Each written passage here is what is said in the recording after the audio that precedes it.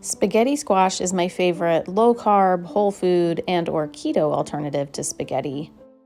Here's how to make it. Cut it in half lengthwise. If your big knife isn't working, you might want to use a small, sharp paring knife to just work your way all the way around the spaghetti squash.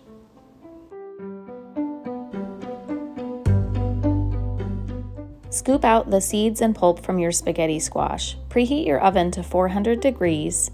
Put the squash face down on a baking sheet and bake for 40 minutes. When it comes out, it should be really easy to scoop the spaghetti squash with a fork right into a bowl. Add olive oil, salt, and pepper, and you're ready to go.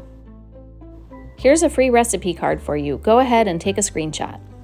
Have we met? My name's Sara, and I'm the mom next door. I believe it really does take a village. I invite you to subscribe and join the village today.